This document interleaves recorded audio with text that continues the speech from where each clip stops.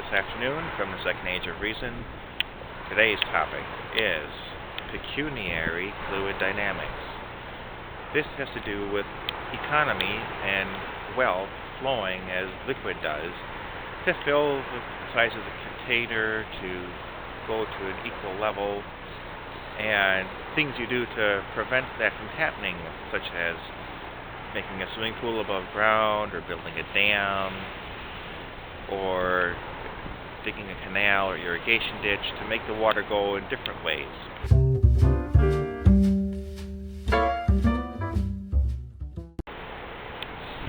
But a little historical background, we'll start out when the world was full of city-states. Each one was trying to be its own independent entity and be self-contained. You'd want that because in the days when sieges were used, a siege means you cut you off from the outside.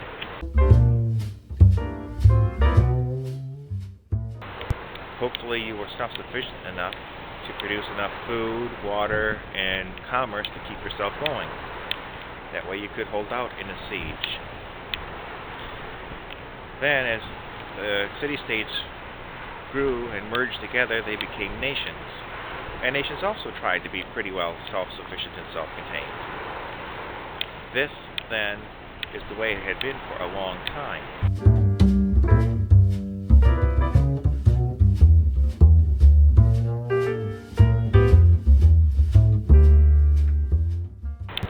And some nations discovered that foreign commerce gave them an advantage. They could have distinguished products from foreign countries or get a better price because their labor was cheaper or the materials were cheaper. And so this foreign country and foreign commerce was used as a means of increasing the profit margins of business. And this went on until the 20th century, when it was seen that some nations were better at producing some things than other things. Some nations were better at producing oil. Some were better at producing computers. Some were better at producing cheaper labor. And so we got an interdependent world economy.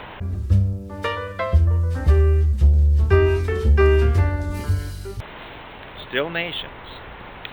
And these nation boundaries keep the wealth at different levels, like dams,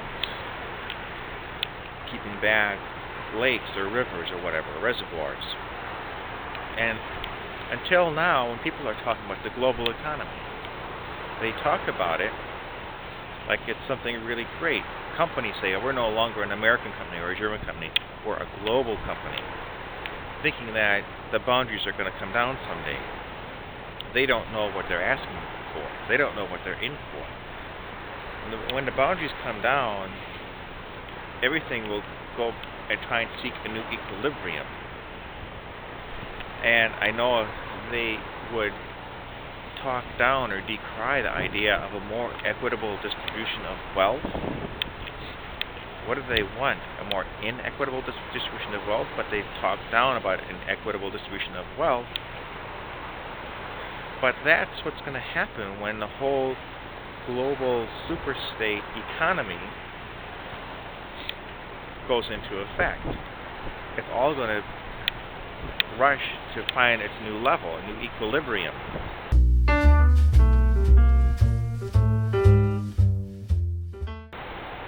And the symptom of this will be a huge economic currents and flow as things rush to their new equilibrium.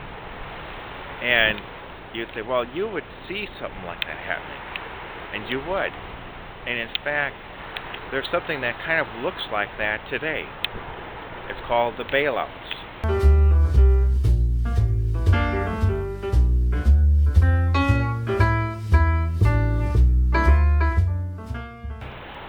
Trillions of dollars. And this money is going and flowing and going someplace. Where is it going? I don't know.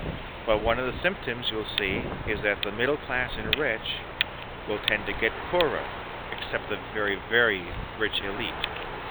And the very, very poorest are supposed to get a little better off, maybe, because it seems as though the elite who are controlling the bailouts will have this money flow about to bring about the new equilibrium while they build their own private aquifer hidden from view of immense wealth beyond anybody's imagination.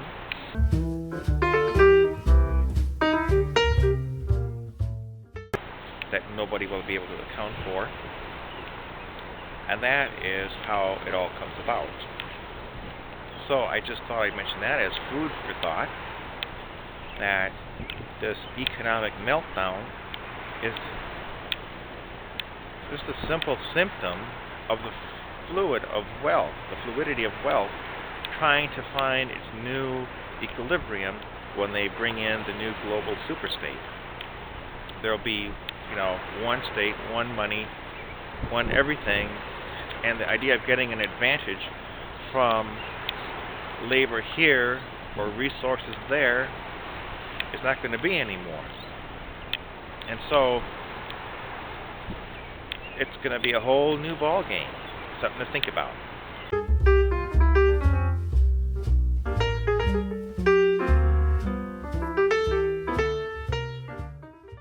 So until later, we'll be seeing ya.